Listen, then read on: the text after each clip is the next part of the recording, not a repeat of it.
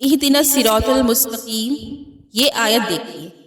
تمام وساوس اور خطرات اور تمام عدم توازن کے تصورات کے مقابلے میں اب خدا آپ کو ایک اپروچ دینے کی کوشش کر رہا ہے۔ دیکھیں، ہم نے رستہ ڈھونڈنا ہے، اور رستہ بھی ایک ایسے سراب میں سے ڈھونڈنا ہے جس کی انتہا کوئی نہیں ہے، ایسے صحرا میں جس میں آگے جانے والے قوم کا کوئی نشان نہیں۔ اس صحرا میں کوئی نخلستان نہیں ہے اور کوئی چشمہ نہیں ہے۔ اس لق و دق صحرا میں ایک غریب الوطن اجڑا ہوا مسافر رستہ ڈھونڈ رہا ہے۔ پھر آپ اس رستے کے ڈھونڈنے میں کتنے خوفزدہ ہیں، کتنے پریشان ہیں۔ ایک نسٹالجیا اور ایک درد ہے جو آپ کے سینے میں اٹھتا ہے۔ ایک نسٹالجیا اور ایک درد ہے جو آپ کے سینے میں اٹھتا ہے۔ وہ درد کس چیز کا ہوتا ہے؟ کاش میرا کوئی گائیڈ ہوتا، کوئی میری رہنمائی کرتا، کاش صحرائے تخیل سے مجھے کوئی رستہ دکھائی دیتا۔ اللہ کہتا ہے ضروری تو نہیں سب کو پیر مل جائے، سب کو فقیر مل جائے، ضروری تو نہیں ہے کہ ہر جگہ اللہ کا کوئی بندہ بیٹھا ہوا مشعل راہ دکھا رہا ہو۔ خدا کہتا ہے میں تو ہوں نا، میں جو ہوں اہدنا الصراط المستقیم۔ تم سب لوگوں کا حق ہے کہ مجھ سے صراط مستقیم مانگو۔ کیوں؟ اس لیے کہ تمہیں صراط مستقیم دکھانے والا کوئی نہیں، بلکہ ان ربی علی صراط مستقیم، تمہارا رب ہی ہے سیدھے راستے پر، اور اس نے سیدھے سیدھے راستے کا تعین کیا۔ اسی نے سیدھے راستے کے نشان منزل بنائے ہیں، اسی نے اس میں نخلستان اگائے ہیں۔ یہی آپ کو ایک سے دوسرے پیغمبر تک پہنچا رہا ہے، یہی زمانوں کی اقدار کو الٹ پلٹ کر رہا ہے، اور ہر زمانے کی بے چینی اور اضطراب اور ہر زمانے کے شکوک کے مطابق آپ کو پیغمبری دے رہا ہے۔ جب اللہ تعالیٰ کسی زمانے میں بڑا مسئلہ دیکھتا ہے تو پیغمبری اس مسئلے سے معروضی طور پر متعلق ہوتی ہے۔ جو شخص بھی اس وقت اس زمانے میں نزول فرمائے گا، یا جس شخص نے بھی اس زمانے میں ہدایت اور علم کی تعلیم دینی ہے، اس شخص کو اسی مسئلے کے مطابق پیغمبری کے اوصاف عطا ہوئے ہیں۔ جیسے اللہ تعالیٰ نے کہا کہ ہم نے ہاروت و ماروت کو سحر دکھانے کے لیے نہیں بھیجا تھا، بلکہ وہ دراصل لوگوں کے ایمان کے لیے ایک فتنہ اور آزمائش بن گئے تھے۔ وہ لوگوں سے کہا کرتے تھے کہ خدا کے لیے ہماری طرف مت آؤ، ہمارا علم مت سیکھو، کیونکہ یہ سحر، یہ جادو، یہ تعویذ کاری تمہیں خدا کے اعتبارات سے ناقص کر دے گی اور تم کفر کا ارتکاب کرو گے۔ فرشتے کسی کو بھی سحر سکھانے سے پہلے یہ جملہ تواتر سے بولتے تھے، جس کا ترجمہ سورۃ البقرہ کی آیت نمبر 102 میں ہے کہ اے لوگو، ان تعلیمات کی طرف، تعویذوں اور جادو کی طرف نہ جاؤ، بے تباری کو نہ جاؤ۔ خدا کی حکمت عالیہ میں تصرف کوئی شخص، کوئی بندہ نہیں رکھتا۔ جو کوئی بھی شخص ایسی کوشش کرے گا وہ جھوٹا اور کافر ہوگا، اس لیے تم ان چیزوں کی طرف نہ جاؤ، ایسا نہ ہو کہ تم کفر کا ارتکاب کر بیٹھو۔ وہ سکھاتے کیا تھے؟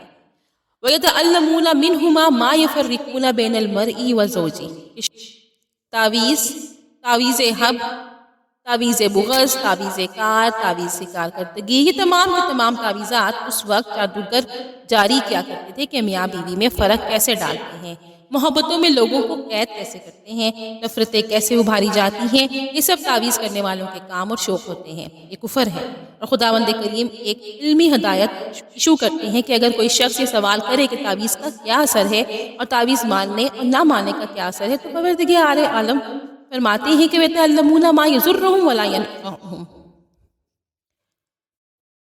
تو پروردگار عالم فرماتے ہیں کہ وَيَتَعَلَّمُونَ مَا يَضُرُّهُمْ وَلَا يَنفَعُهُمْ، کہ تم ایسی بات کیوں سیکھتے اور پڑھتے ہو کہ جس کا کوئی فائدہ ہے نہ نقصان ہے۔ اس کا مطلب یہ ہے کہ جو اعتبار کرے گا اسے نقصان ہونا شروع ہو جائے گا، جو اعتبار نہ کرے گا اس کو کچھ بھی نہیں ہوگا۔ یہ تمام وہم اور وسوسے کے علوم اس زمانے میں اتنے ترقی پذیر تھے، خاص کر ہم بنوقت نصر کا زمانہ دیکھتے ہیں کہ وہاں اعلیٰ ترین تعلیمات شمسی اور جدول شمسی بننا شروع ہوا۔ سب سے پہلے اسی زمانے میں سورج گرہن، چاند گرہن کے تواتر کا آغاز ہوا، اور یہ جسے اسٹرالوجی کہتے ہیں، جو اسٹرانومی کے ساتھ ساتھ چل رہی تھی، اسی زمانے میں سے اتنا بڑا علم کہا جاتا تھا۔ اس کے بارے میں بڑی کہاوتیں مشہور تھیں، مگر اسی زمانے میں حضور گرامی مرتبت صلی اللہ علیہ وآلہ وسلم نے فرمایا کہ پیغمبر کو یہ علم شناخت منزل کے لیے عطا ہوا، پھر جس کی لائن اس سے مل گئی وہ تو ٹھیک ہے، اور باقی تمام مردود اٹکل پچو والے اور خراس ہیں۔ خراس کہتے ہیں جو محض اندازے لگاتے ہیں۔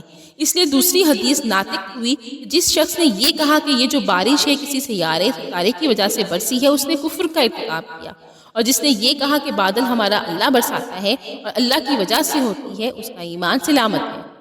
اسی طرح جب حضرت ابراہیم علیہ السلام کے زمانے میں ستاروں کی پرستش بڑی ہوتی تھی، بتوں کے لوگ نام رکھ کر ان کی دیویاں بنا کر دیتے تھے، اور ان سب کی خدا کے نام پر پرستش ہوتی تھی۔ شرک اس کو کہتے ہیں، جب اللہ کی مطلق طاقتوں میں کسی کو شریک کر لیا جائے۔ یہ بات یاد رکھی جائے کہ کفار مکہ کافر نہیں، مشرک تھے۔ انہوں نے خدا کے معاملات کو بانٹ کر بہت سارے دیوتا پیدا کیے ہوئے تھے، جسے حبل ہے، جیسے حبل ہے۔ حبل کوئی نیا دیوتا نہیں تھا، حبل اپالو کی بگڑی ہوئی شکل ہے جو شام اور یونان سے نکلتی ہوئی ادھر آئی اور یہاں آ کے اپالو کے بجائے حبل ہو گئی۔ اسی طرح یونان کی شہوات کی دیوی وینس ہے، یونان میں آ کے وہ ایفروڈائٹ تھی، روم میں وہ وینس ہوگی، عرب میں آ کے اشتعار کہلائی۔ اشتعار کی پرستش ملکہ سبا کے ملک میں ہوتی تھی۔ سورج اور اشتعار کا اکٹھا ساتھ ہے، اپالو اور ڈیانا، اپالو اور وینس کی پرستش ہوتی تھی۔ سو تمام تربت پرستی ایک دوسرے کے ساتھ اسی طرح منسلک ہے، جس طرح ہمارے ہاں سلسلہ ہائے نسب ہے، جس طرح اولاد آدم اپنی نسل سے منسلک ہے، اسی طرح پتھر پتھر سے اور بت بت سے منسلک ہے۔ یہاں کے انڈیا کے بت نئے نہیں ہیں۔ اگر آپ ایک اجنبی کو واقعے میں دیکھیں تو یونان کا کیوپٹ اندھا دیوتا ہے جو محبت کا دیوتا ہے، اور اس کے پاس سونے کی کمان ہے۔ ہندوستان کا جو دیوتا مدن اور منوہر ہے وہ بھی اسی شکل کا ہے، اندھا ہے، اور اس کے ہاتھوں میں پھولوں کی کمان ہے۔ سو یہ ہو بہو وہ دیوتا ہے جو ایک جگہ سے سفر کر کے شوقیہ اگلی کی طرف چلے گئے۔ اسی طرح جب ہم سے گزرتے ہوئے بنو اسرائیل نے دیکھا کہ لوگوں نے ایک بڑے خوبصورت بت بنا کے چاندی اور سونے کے اپنے مندروں میں سجا رکھے ہیں، اس بیوقوف قوم نے جو آج اپنے آپ کو سب سے زیادہ سمجھدار سمجھتی ہے، حضرت موسیٰ سے کہا کہ کیوں نہ ہم بھی اپنے خدا کا ایک بت بنا کر اسے قریب سے پوچھیں۔ چنانچہ یہ رسم و رواج بت پرستی بھی ایک چھوت کے مرض کی طرح ایک دوسرے کو لگتی چلی جاتی ہے۔ اس کے سمبل، علامات، تاریخ سازی ایک ہوتی ہے۔ خداوند کریم نے اسی لیے اس میں بڑی تخصیص کی ہے، اور سورہ فاتحہ میں اس اپروچ کو ظاہر کرتی ہے کہ نیکی اور بدی، مدد کا، عبادت کا، لا معبود الا اللہ، لا مقصود الا اللہ، اللہ کے سوا زندگی کا کوئی مقصود نہیں، اللہ کے سوا کوئی عبادت کا مقصود نہیں ہے۔ یہی خدا رب کریم اپنے آپ کو اس معنی میں بالکل اکیلا رکھتا ہے۔ اگرچہ ہمارے پاس اس بات کی شہادت موجود ہے کہ سجدہ تعظیمی آدم کو فرشتوں نے کیا، مگر تعظیمی سجدے اور عبادت کے سجدے میں بہت بڑا فرق ہے۔ تعظیم کے سجدے میں متحرک محبت ہوتی ہے، جبکہ عبادت کے سجدے میں اخلاص اور اس میں کسی قسم کے دوسرے الہ کا شریک نہ ہونا ہوتا ہے۔ اس لیے لا الہ الا اللہ کا بنیادی کلمہ جدلیاتی کلمہ ہے، یہ سادہ کلمہ نہیں ہے۔ اس میں الا اللہ تک پہنچنے سے پہلے آپ کو لا الہ کہنا پڑتا ہے، اور لا الہ کہنے سے پہلے آپ کو کسی بھی غیر خدا کو مسترد کرنا پڑتا ہے۔ بظاہر یہ سادہ سا کلمہ لگتا ہے، مگر عمر اس میں غور و خوض کرتے ہوئے بسر ہو جاتی ہے، تب کہیں جا کر خدا سے آپ نکلتے ہیں اور محمد رسول اللہ تک پہنچتے ہیں۔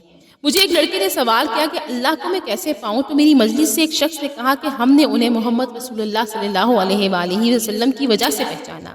اس نے آگے سے طنزاً کہا، میں اگر اللہ کو نہ مانوں گا تو اس کی دی ہوئی رسالت کو کہاں سے مانوں گا؟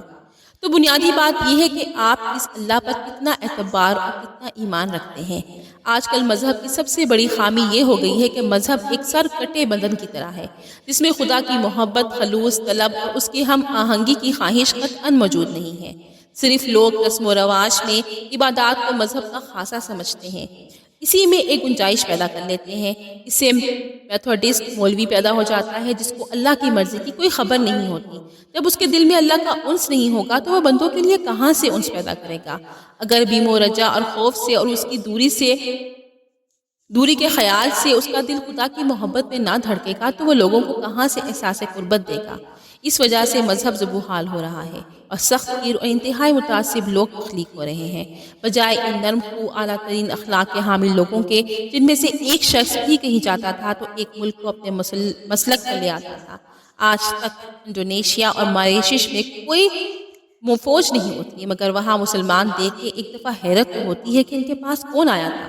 وہ صاحب کردار لوگ اور اللہ کو ماننے والے لوگ جدھر بھی گئے ان کا کلچر ہر کلچر سے اعلیٰ ہو گیا، ان کی عادات ہر عادت سے بہتر پائے، ان کے مشاغل ہر مشغلے سے بہتر ٹھہرے، اس لیے کہ خدا نے ان کو تعلیم کا سرٹیفکیٹ دیا ہوا تھا، رضی اللہ عنہم ورضوا عنہ، اللہ ان سے راضی ہوا اور یہ اللہ سے راضی ہوئے۔ اللہ نے انہیں تعلیم کا اختیار دے رکھا تھا کہ تبلیغ کے بے مقصد اجتماع نہیں، اس لیے حضور صلی اللہ علیہ وسلم نے فرمایا کہ میرے اصحاب ستاروں کی طرح ہیں، جدھر جائیں گے لوگ ان سے ہدایت پائیں گے۔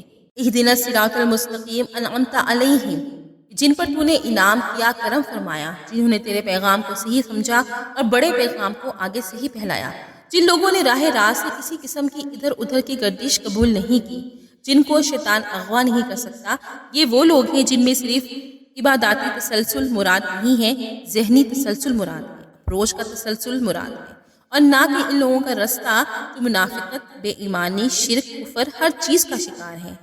مجھے ابھی جو تھوڑا سا واسطہ لوگوں سے پڑھا، ان کے معاملات اور ان کی سیاست سے، تو میں بڑی حیرت سے یہ بات دیکھ رہا ہوں کہ لوگوں کو خیر کے عمل کی پہچان ہی ختم ہو گئی ہے، یہ ان لوگوں میں نہیں آتا۔